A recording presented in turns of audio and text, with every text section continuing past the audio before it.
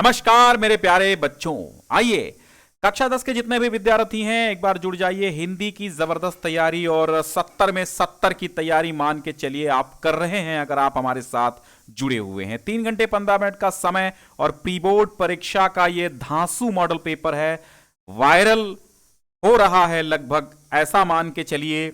और इस पेपर को आप आराम से डाउनलोड करिएगा डिस्क्रिप्शन में पहली लिंक से। और इस पेपर को इतना महत्वपूर्ण समझिए, बिल्कुल सेम पैटर्न पर आपकी प्री बोर्ड परीक्षाएं होनी है।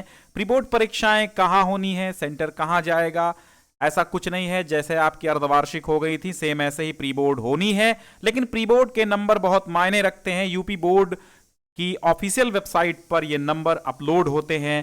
अगर कहीं आपको प्रमोट होने की नौबत आती है तो आपके यही नंबर काम आएंगे, इसलिए इसको शेयर कर दीजिए। गुजारिश है आपसे। पहला प्रश्न आपकी स्क्रीन पर OMR शीट वाला प्रश्न है, ठीक है।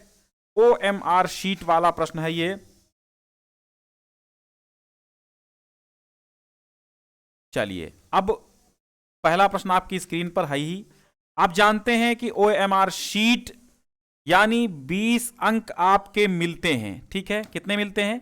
20 अंक मिलते हैं OMR शीट वाले। तो 20 अंकों का ये OMR शीट पे आपको ऑब्जेक्टिव देना होगा। ऑब्जेक्टिव की सीरीज हम बना चुके हैं, बहुत जल्द लाने वाले हैं। तो पहला प्रश्न आपकी स्क्रीन पर है, भारतेंदु युग के प्रणेता कौन है? प्रणेता मतलब भारतेंदु युग के संचालक, संचालक मतलब भारतेंदु युग के प्रारंभकर्ता या प्रवर्तनकर्ता कह सकते हैं। तो सीधी सी बात है, भारतेंदु हरिश्चंद्र है। टाइम वेस्ट नहीं करना है, बस पढ़ना है। नहुष नामक नाटक के रचनाकार कौन है? नहुष। नहुष एक नाटक है। नहुष नाटक के जो रचनाकार हैं गोपाल चंद्र गिरधर दास हैं, और ये भारतेंदु के पिता थे। कौन थे? भारतेंदु के पिता थे। भारतेंदु कौन? भारतेंदु हरिश्चंद्र, जिन्होंने भारतेंदु युग का प्रवर्तन किया। भारतेंदु युग के युग प्रवर्तक लेखक रहे हैं। सरस्वती पत्रिका के प्रसिद्ध संपादक कौन हैं? देखिए, और नहुष जो है हिंदी का प्रथम नाटक भी माना जाता है। सरस्वती पत्रिका के प्रथम संपादक, यानी प्रथम नहीं, प्रसिद्ध संपादक कौन है? तो प्रथम तो श्याम सुंदर दास थे। प्रथम संपादक की बात आई है, श्याम सुंदर दास थे। 1900 ईस्वी में स्टार्ट कर दिया था संपादन इसका। और सब जो बहुत प्रसिद्ध रहे हैं सरस्वती पत्रिका के, वो आपके कौन हैं? वो आपके जो विचारक रहे हैं, या फिर विद्वान कह लीजिए या साहित्यकार कह लीजिए, तो ये आपके महावीर प्रसाद द्विवेदी हैं। आदिकाल के कवि नहीं हैं। 4 ऑप्शन आपके सामने हैं, नरपतिनाल, सूरदास, चंद्रबरदाई और जगनिक में से आदिकाल के कौन नहीं है? तो आप देखना चाहें तो देख लीजिए। सूरदास जो हैं वो आपके भक्ति काल के कवि हैं, और भक्ति काल में श्री कृष्ण भक्ति शाखा से संबंधित हैं। नरपतिनाल, चंद्रबरदाई और जगनिक जैसे कवि आदिकाल में हुए हैं। भक्ति काल के कवि कौन है निम्न में से? केशवदास, भारतेंदु हरिश्चंद्र, सूरदास और भूषण। तो देखिए, केशवदास रीतिकालीन कवि हैं। किसके हैं? रीतिकालीन कवि हैं। भारतेंदु जी आधुनिक कालीन कवि हैं। सूरदास कृष्ण भक्ति शाखा के भक्तिकालीन कवि हैं, और भूषण रीतिकालीन कवि हैं। तो आपका जो सही जवाब होगा वो क्या हो जाएगा? सूरदास, ठीक है। भक्तिकाल की रचना निम्न में से कौन सी है? सूरसारावली, रामचंद्रिका, पृथ्वीराज रासो, कामायनी। भक्तिकाल की रचना कौन सी है? तो बता दीजिए। देखिए, भक्तिकाल सूरसारावली है क्योंकि सूरदास की रचना है। रामचंद्रिका केशवदास की है, रीतिकालीन है। पृथ्वीराज रासो आदिकालीन रचना है। कामायनी छायावादी युग की रचना है। बीजक के रचनाकार कौन हैं? बीजक एक रचनाओं का संग्रह है जिसमें साखी, सबद और रामायणी जैसी 3 रचनाओं का संकलन है, और ये कबीरदास की रचनाएं हैं। आदिकाल की समय सीमा क्या है? धर्मदास ने इसका संपादन किया था, यानी संपादन धर्मदास ने इसका संकलन किया था। आदिकाल की समय सीमा क्या है? 1050 से 1375 तक, 1350 से 1700 तक, 1700 से 1900 तक, या 1900 से अब तक। देखिए, आदिकाल की अगर समय सीमा की बात की जाए तो संवत होगा, ये ईस्वी सन नहीं है। संवत 1050 से 1375, और सन की बात की जाए तो सन क्या होगा? 57 घटा लीजिए, आपको पता चल जाएगा। हिंदी साहित्य का स्वर्णकाल किसे कहा जाता है? हिंदी साहित्य का स्वर्णकाल किसे कहा जाता है? आदिकाल को, भक्ति काल को, रीतिकाल को, या फिर आधुनिक काल को कहा जाता है? ठीक है। तो हिंदी साहित्य का स्वर्णकाल कहा जाता है भक्ति काल को, और इसी को पूर्व मध्यकाल कहा जाता है। क्या कहा जाता है? पूर्व मध्यकाल कहा जाता है। उत्तर मध्यकाल रीतिकाल को कहा जाता है, श्रृंगार काल भी रीतिकाल को कहा जाता है। साकेत के रचनाकार कौन हैं? साकेत मैथिली शरण गुप्त हैं, सुमित्रानंद पंत हैं, जयशंकर प्रसाद या फिर हरिऔध में से साकेत के रचनाकार कौन हैं? साकेत मैथिली शरण गुप्त की रचना है, 12 सर्ग हैं और ये राम काव्य से संबंधित है, लेकिन भक्तिकालीन नहीं है, द्विवेदी युग की रचना है। किस युग की है? द्विवेदी युग की। अगर आप पेपर ही हमारे जितने हैं हल कर लेते हैं तो भी आपका अच्छा खासा रिवीजन हो जाएगा, क्योंकि 50 लगभग 50 के आसपास पेपर पड़े हुए हैं। रस के कितने भेद होते हैं? रस के कितने भेद होते हैं? रस के भेद होते हैं 11। ठीक है, 11 रस होते हैं। वैसे तो नवरस कहे गए हैं, लेकिन यहां पर 9 का ऑप्शन नहीं है, तो 11 रस आप लगाएंगे। सूर्य का पर्यायवाची नहीं है। सूर्य का अर्क भी है, प्रभाकर भी है, दिवाकर भी। निशाकर का मतलब होता है चंद्रमा, इसलिए सूर्य का पर्यायवाची निशाकर नहीं है। हिमालय का संधि विच्छेद क्या होगा? और हिमालय का हिमधन आलय होगा, लेकिन कौन सी संधि है? तो इसमें दीर्घ संधि है। हिमालय में कौन सी संधि है? दीर्घ संधि है। फिर अगला है आंख का तारा होना का अर्थ क्या है? बहुत प्यारा होना। हालांकि आपके सिलेबस में नहीं है, लेकिन ये पूछा गया है। गुरुवे शब्द में कौन सी विभक्ति है एवं वचन है? ठीक है, गुरुवे नमः, तो चतुर्थी विभक्ति है आपकी। गच्छति शब्द में कौन सा लकार है? लट लकार है, प्रथम पुरुष है। सोरठा छंद में कितने चरण होते हैं? सोरठा में भी 4 चरण होते हैं। अलंकार के कितने भेद हैं? अलंकार के 2 भेद हैं, शब्दालंकार और अर्थालंकार। कुछ लोगों ने 3 भेद भी माने हैं, लेकिन सर्वमान्य 2 भेद हैं। हरिहरऊ में कौन सा समास है? हरिहरऊ में कौन सा समास है? द्वंद्व समास है, हरि और हर।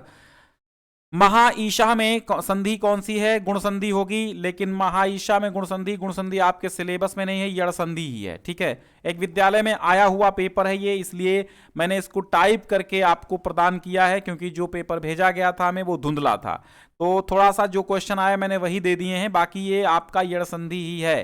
ठीक है, गुण संधि आपके सिलेबस में नहीं है, तो आपको नहीं पढ़ना, ओनली यड़ पढ़ना है। लेकिन यहाँ पर जो महेश है ये गुण संधि का उदाहरण है।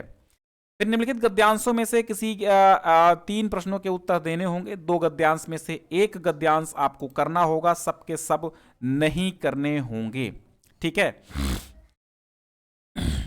चलिए। तो हम लोग कच्ची मिट्टी की मूर्ति के समान रहते हैं, जिसे जो रूप का चाहे उसे उस रूप का करे, चाहे राक्षस बनावे चाहे देवता बनावे। अब ये यहां पर आपका ये इतना रेखांकित अंश है। क्या है?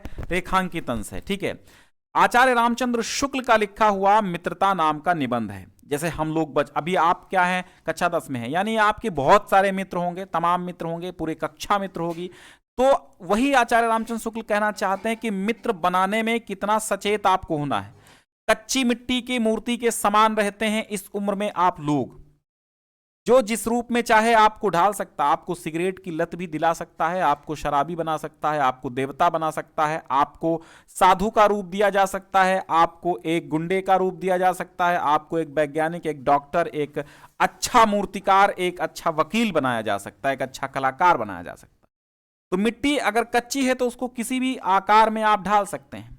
जैसे द्रव है, लिक्विड है, पानी है, जिस लोटे में आप अगर रखें तो लोटे का आकार ले लेगा, आप अगर जग में रखें तो जग का आकार लेगा, और गिलास में रखें तो गिलास का आकार लेता। ठीक उसी प्रकार हमारी उम्र भी एक लिक्विड उम्र होती है, एक द्रव पदार्थ होता है, कच्ची मिट्टी होती है, जिस रूप में चाहे इंसान उसको ढाल सकता है। तो इसे ऐसे मित्रों की तलाश में आपको रहना चाहिए जो आपके लिए अच्छे हों, उत्तम संकल्पों वाले हों, आपके भविष्य के प्रति सचेत हों, आपके प्रति श्रद्धावान हों और आप उनके प्रति श्रद्धावान हों, आपको बुरे कर्मों से बचाएं, सत्संगत की ओर ले जाएं। ऐसे मित्रों का साथ करना चाहिए। तो यही कहते हैं आचार्य रामचंद्र शुक्ल कि आप और हम लोग इस समय कच्ची मिट्टी की मूर्ति के समान होते हैं। जो जिस रूप में चाहे उसको ढाल सकता है, राक्षस बना सकता है, देवता बना सकता है, आपको एक अच्छा व्यक्ति बना सकता है और एक बुरा व्यक्ति भी बना सकता है। वो आपकी संगति पर, आपकी मित्रता पर निर्भर करता है। ऊपर गद्यांश का संदर्भ लिखे तो आचार्य रामचंद्र शुक्ल द्वारा लिखा गया है, मित्रता नामक पाठ से लिया गया है। आप लिख सकते हैं, बहुत बार बताए हैं हम आपको, किस प्रकार के लोगों का साथ करना बुरा है। तो ऐसे लोगों का साथ करना बुरा है जो हमारी ही बात को ऊपर रखते हैं, क्योंकि ऐसी दशा में ना तो हमारे ऊपर कोई दबाव रहता है और ना तो हमारे ऊपर कोई सहारा रहता है। तो ये हो गया। अजंता आया है, भगवत शरण उपाध्याय ने लिखा है इसको। अजंता संसार की चित्रकलाओं में अपना अद्वितीय, अनुपम, अतुलनीय स्थान रखता है। इतने प्राचीन काल में इतने सजीव, इतने गतिमान, इतने बहुसंख्यक कथा प्राण चित्र कहीं पर भी नहीं बने हैं। अजंता के चित्रों ने देश विदेश सर्वत्र की चित्रकला को प्रभावित किया है, साथ ही उसका प्रभाव पूर्व के देशों की चित्रकला पर तो पड़ा ही है, मध्य पश्चिमी एशिया भी उसके कलाकार प्रभाव से वंचित न रह सका है। तो अब यहां पर देखिएगा, उपरोक्त गद्यांश का संदर्भ लिखना है, समझ गए आप लिख देंगे। रेखांकित अंश की व्याख्या करनी है। तो अजंता की संसार की चित्रकलाओं में अपना अद्वितीय स्थान रखता है। अब कथा प्राण चित्र कहीं नहीं बने, सिंपल सा है, आप इसको कर देंगे, कुछ नहीं है, सेम सेम लिखना है। फिर पद्यांशों में से एक का आपको क्या करना होगा, प्रश्नोत्तर लिखने हैं पद्यांशों के नीचे। चरण कमल बंदो हरिराई, सूरदास का बहुत इंपॉर्टेंट है कि मैं आपके कमल के समान चरणों की वंदना करता हूं, कमल रूपी चरणों की वंदना करता हूं। जाकी कृपा पंगुगिर लंघ है, अंधे को सब कुछ दर्शाए। जिसकी कृपा से लंगड़ा भी पर्वत को लांघ सकता है, अंधे को सब कुछ दिखाई देने लगता है। बहिरव सुने गूंग पिन बोले, रंक चले सिर छत्र धराई। बहरा भी सुनने लगता है, गूंगा भी बोलने लगता है, और एक भिखारी भी सिर पर मुकुट धारण करके चलने लगता है। किसकी कृपा से? भगवान की कृपा से। सूरदास कहते हैं कि मैं ऐसे करुणा के सागर, ऐसे करुणा में स्वामी के बार बार उनके चरणों की वंदना करता हूं। तो ऊपर इस पद्यांश का संदर्भ आप लिख देंगे, सूरदास के पद से है, सूरदास रचयिता हैं। व्याख्या बता ही दी, जिसकी किसकी कृपा से लंगड़ा पर्वत लांघने लगता है और अंधे को दिखाई देने लगता है, सब कुछ देखने लगता है। ठीक है, अंधा जो है सब कुछ देखने लगता है, हाँ लांघने लग, ठीक है। तो ईश्वर की कृपा से, ठीक है, परमपिता परमेश्वर की कृपा से, या फिर श्री कृष्ण की कृपा से कह सकते हैं। जप माला छापा तिलक सरई ने एको काम, ओ मन कांचे नाचे वृथा सांचे राचे राम।